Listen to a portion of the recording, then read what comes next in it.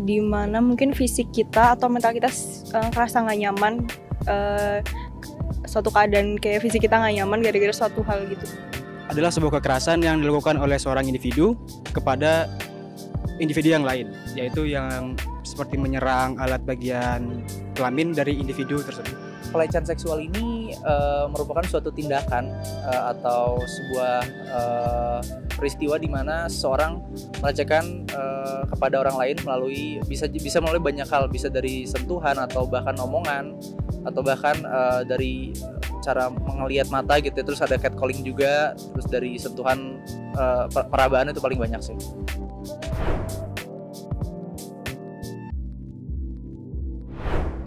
Kalau kekerasan seksual mungkin sebenarnya nggak bisa jauh-jauh juga ya, kayak lingkungan pertemanan itu bisa aja ada kekerasan seksual yang terjadi, atau antar dosen mahasiswa.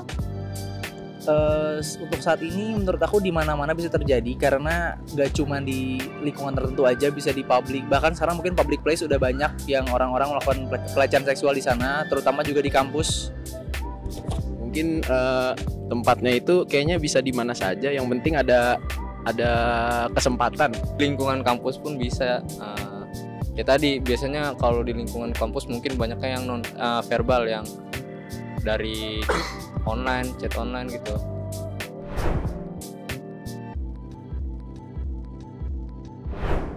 Biasanya bisa mulai dari omongan ya, catcalling, terus juga dari sentuhan perabaan yang tidak disetujui oleh si korbannya, kayak misalnya menyentuh area-area yang emang sensitif dan area-area yang nggak seharusnya disentuh sama orang gitu. Kalau verbal biasanya tuh catcalling.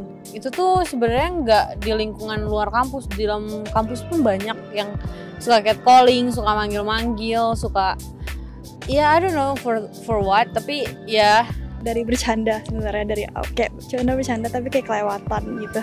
Itu sebenarnya termasuk sih.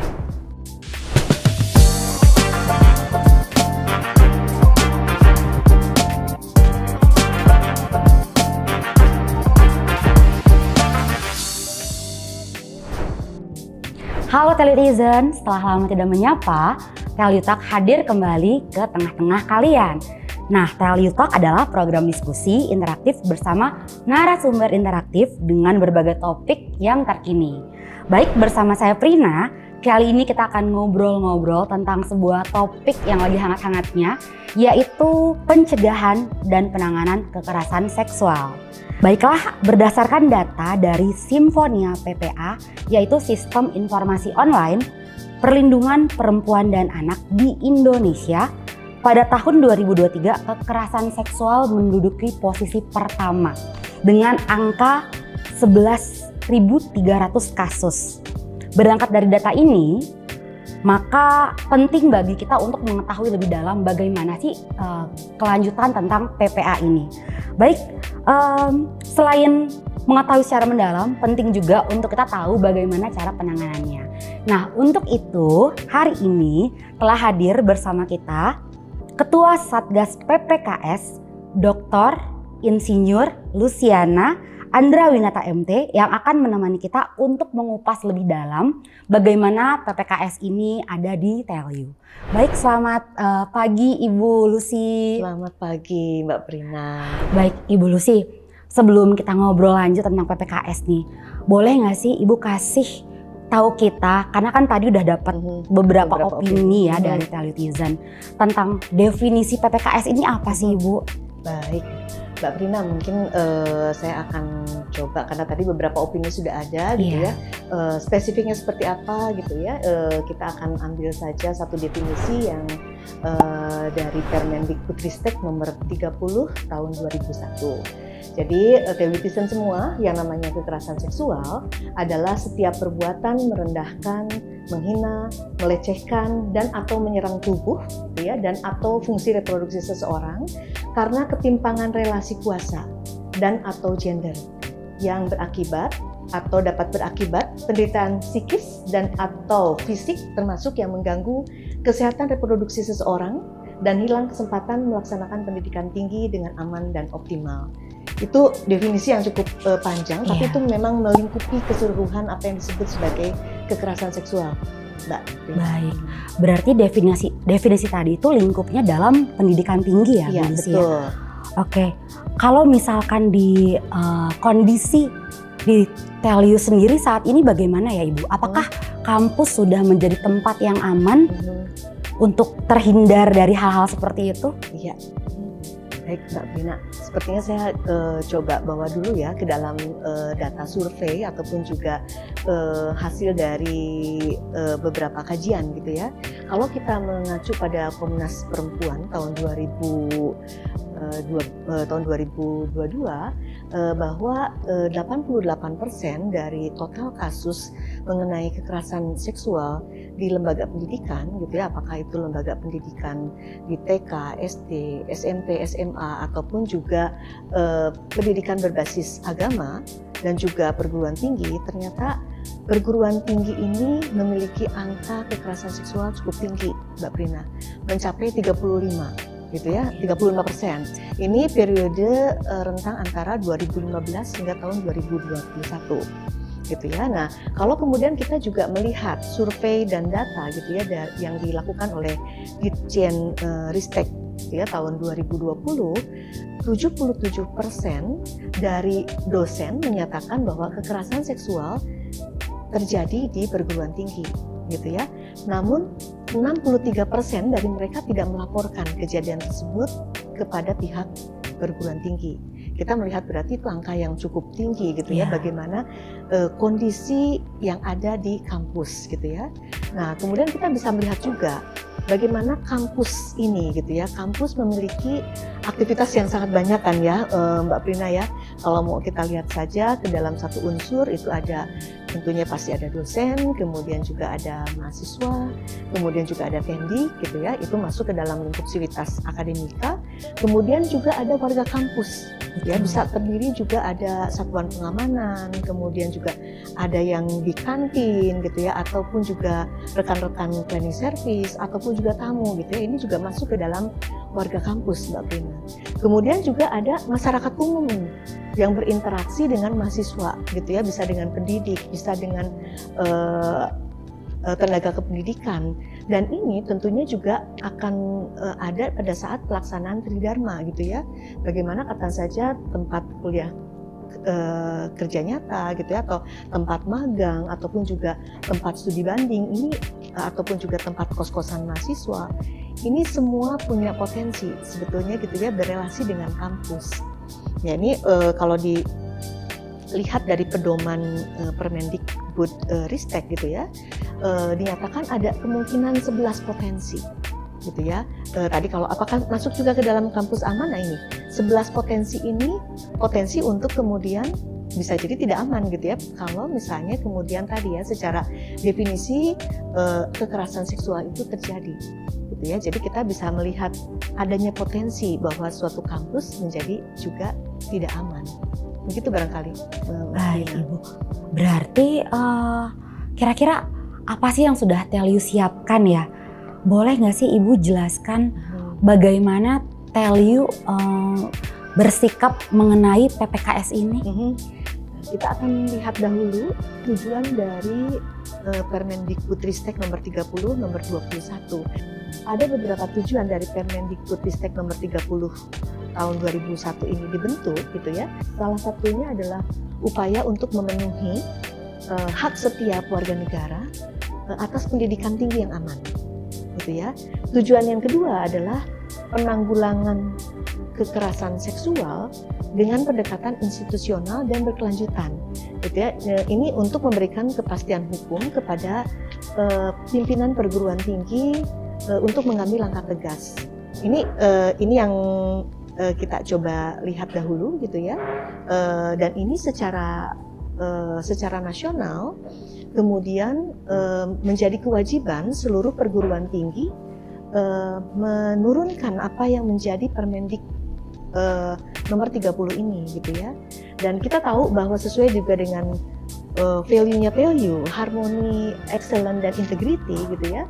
Kemudian Teliu menyikapi berkaitan dengan Permendik ini adalah dengan adanya keputusan rektor nomor DKR 39 garis miring MHS 2 garis miring KMR RAR 2022 tentang Satuan Tugas Pencegahan dan Penanganan Kekerasan Seksual di Telkom University. Jadi ini sebagai bentuk implementasi atau sikap yang diambil oleh TELU atas adanya Permendikbudristek nomor 30 tahun 2021. Gitu ya. Nah, kita melihat juga di dalam Satgas tersebut sesuai juga dengan apa yang disampaikan di pedoman Permendikbudristek bahwa Satgas ini dibentuk dengan beberapa ketentuan, Mbak Prina, gitu ya. Satgas PPKS yang dibentuk ini terdiri dari seluruh unsur yang ada di Sivitas Akademika. Ada mahasiswa, Mbak Prina, kemudian ada dosen, gitu ya. Ketentuan lainnya adalah 2/3-nya itu harus perempuan. Dan juga minimum 50%-nya itu adalah mahasiswa. Jadi kita bisa melihat ya bagaimana seriusnya TELU gitu ya membentuk Satgas PPKS ini. Oke, baik Ibu. Apakah angka-angka itu 2/3 tadi, lalu 50% tadi sudah terpenuhi di TELU? Dipenuhi, seluruhnya dipenuhi. Justru itu menjadikan satu komitmen ya TELU untuk kemudian juga menginginkan bahwa kampus ini bebas dari kekerasan seksual. Oke, kalau sampai terjadi di TELU nih Bu, bagaimana sih cara penanganannya? Oke, baik Mbak Prina. Jadi Telkom University sudah memiliki prosedur bagaimana pencegahan dan penanganan kekerasan seksual ini. Gitu ya, kalau untuk prosedurnya sendiri ini sudah ada gitu ya, para teoritisan bisa melihat gitu ya di dalam Instagram milik kemahasiswaan. Di sana ada bagaimana cara melaporkan. Nah, kita sudah memiliki hotline dan juga menyediakan pelaporan KS ini atau kekerasan seksual ini bisa melalui email PPKS gitu ya. Dan prosedur yang kita buat itu juga sudah mempertimbangkan prinsip PPKS yang dikeluarkan oleh Permendikbudristek gitu ya. Jadi ada juga 8 prinsip PPKS. Satunya adalah kepentingan terbaik untuk korban, kemudian juga keadilan dan kesetaraan, kemudian juga kesetaraan hak dan aksesibilitas bagi penyandang disabilitas, kemudian juga akuntabilitas, kemudian independen, kehati-hatian, konsisten, dan jaminan ketidakberulangan. Itu masuk ke dalam lingkup bagaimana prosedur itu kemudian dibuat gitu ya. Seringkali memang ada beberapa hal yang dikatakan bahwa barangkali seperti ini juga Mbak Prina, saya takut gitu ya untuk melapor gitu ya. Kemudian nanti kalau misalnya melapor kemudian akan terungkap siapa yang melapor gitu ya. Betul, takut viral Bu. Betul ya, ditakutkan viral gitu ya. Nah di sini tadi sudah disampaikan bahwa yang namanya informasi dari pelapor gitu ya, apakah korban secara langsung ataupun juga saksi, sesuai tadi dengan prinsip yang ada di dalam PPKS, ini akan bersifat rahasia gitu ya. Ini harus ada jaminan, dan karena kami pun juga di Satgas terkena etik gitu ya. Jadi apapun yang sudah menjadi informasi itu hanya dalam kapasitas di Satuan Tugas PPKS. Itu barangkali. Baik, berarti bisa dibilang sebetulnya prosedur ini membuat korban ya, kita boleh bilang korban ya Bu ya? Betul. Korban ini seharusnya merasa lebih aman ya Bu ya? Betul sekali seperti itu ya. Jadi harus ada juga keinginan gitu ya. Kalau misalnya kalau saya dari Satgas, saya menghimbau juga kalau ada saksi gitu ya ataupun juga korban, jangan merasa ini hal yang kecil gitu ya, karena pada saat keberanian untuk menyampaikan itu juga ada peluang gitu ya, kejadian serupa bisa jadi akan terhindari gitu kan ya. Ada keinginan seseorang untuk menyampaikan, ini akan ada satu pencegahan gitu ya untuk katakan saja seseorang ini melakukan hal serupa ke orang lain. Iya. Jangan sampai kekerasan seksual sampai terjadi sih di tengah-tengah kita. Tapi Bu Lucy, kalau sampai terjadi Bu, bagaimana sih alur penanganan yang ada di TELU untuk para korban ini?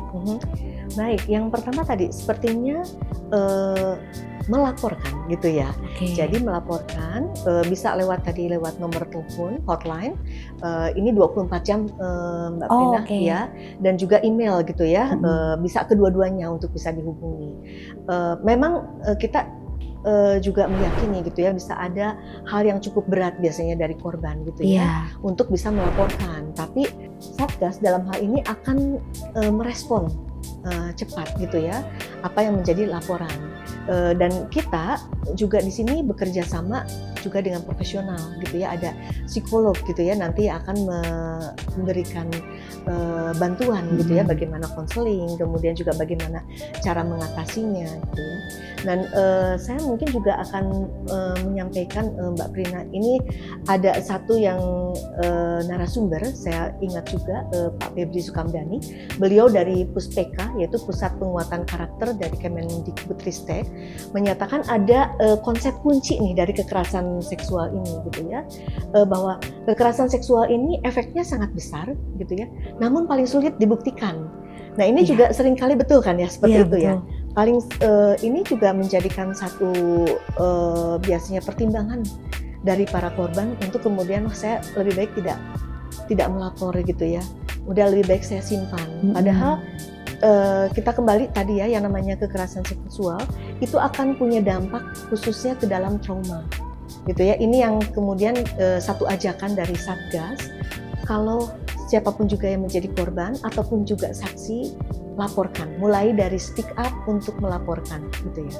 Nah kalau secara prosedur memang kita punya ada alur prosesnya Mbak Prina, dan ini kita menginginkan satu penyelesaian gitu ya, sehingga kita pun juga ada waktu gitu ya, kurun waktu untuk proses kejadian seperti ini gitu ya, dengan batas waktu di 34 hari, dan prosesnya sendiri ini sudah dikukuhkan ke dalam flowchart yang ataupun juga prosedur yang sudah disahkan oleh Wakil Rektor Bidang 3 gitu ya.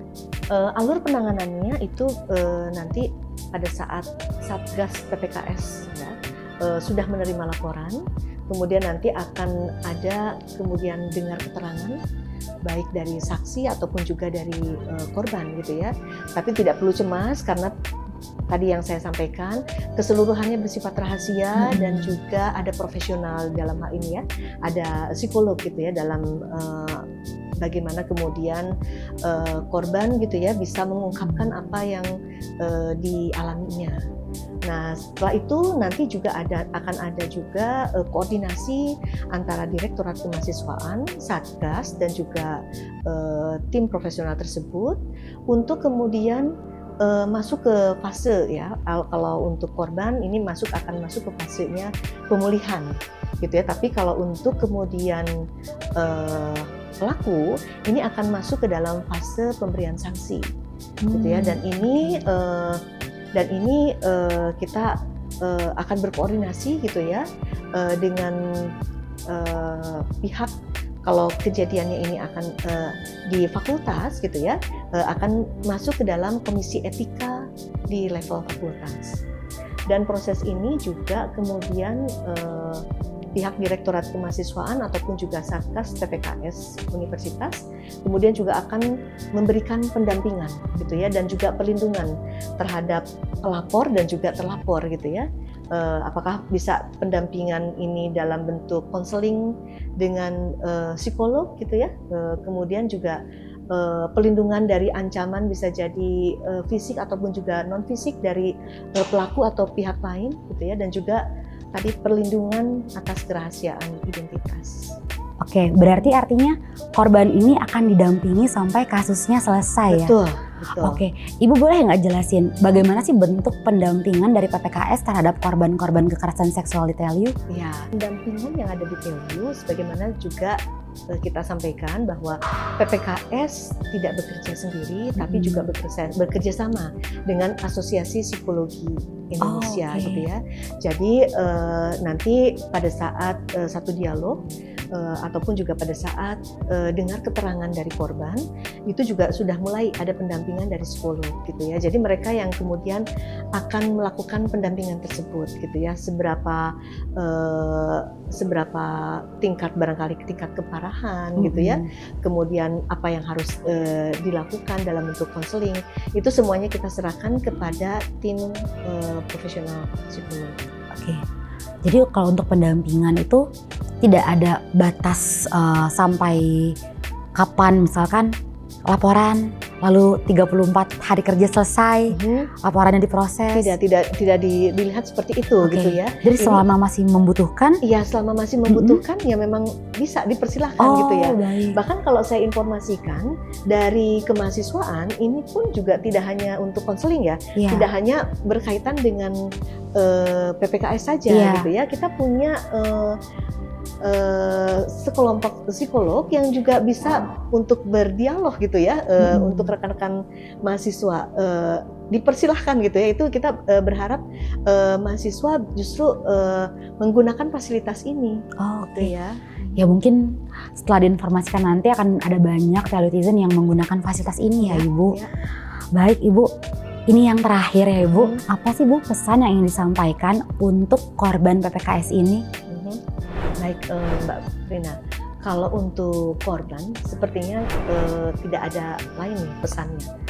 Bersuara, ya speak up dan lapor gitu ya ke PPKS Telkom University. Ya. Nah kalau untuk telutizen, pesan saya, mari kita bersama-sama memberikan perhatian serius dan tindakan nyata dalam mewujudkan lingkungan yang aman, nyaman, dan optimal. Kemudian juga ayo bergerak, bersuara, dan menjadi bagian dari solusi. Kita ciptakan budaya akademik yang bebas dari kekerasan seksual. Baik telutizen, setelah mendengar pemaparan dari Bu Lucy selaku Satgas PPKS Telkom University, kita jadi tahu betapa pentingnya isu ini di antara kita. Bukan hanya kalian yang mungkin pernah mengalami pelecehan seksual ya yang harus segera melapor, tapi juga mungkin kalian yang pernah mendengar teman kalian yang pernah mengalami ini, silakan hubungi hotline PPKS yang ada di Instagram Kemahasiswaan TelU. Baik, terima kasih Ibu Lucy hari ini telah hadir. Terima kasih juga Mbak Brina. Telah memberikan pemaparan dan sesuatu yang mungkin selama ini kita nggak berani untuk speak up. Sampai jumpa di acara Teli Talk selanjutnya.